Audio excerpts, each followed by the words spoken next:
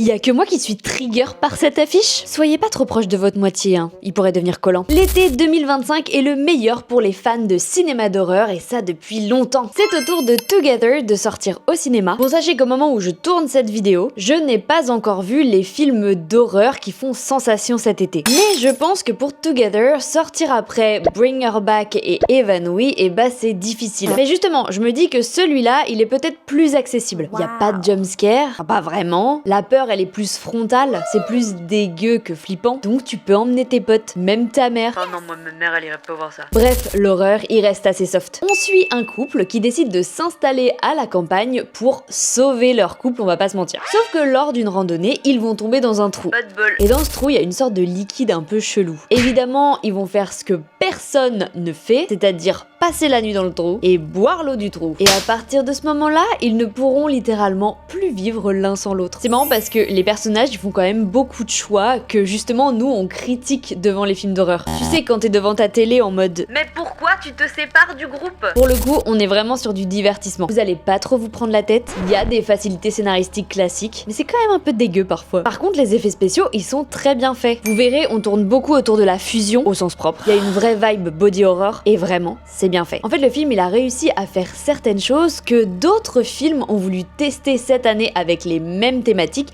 sauf que eux, ils ont pas réussi. Je vais pas balancer, mais voilà, il y en a pas eu non plus 150 des films qui parlent de fusion. Et même si l'explication ne m'a pas vraiment convaincue, je trouve la fin plutôt intéressante et pas si pessimiste que ça. Alors dis-moi en commentaire si ça t'a donné envie d'aller le voir, et pense à t'abonner.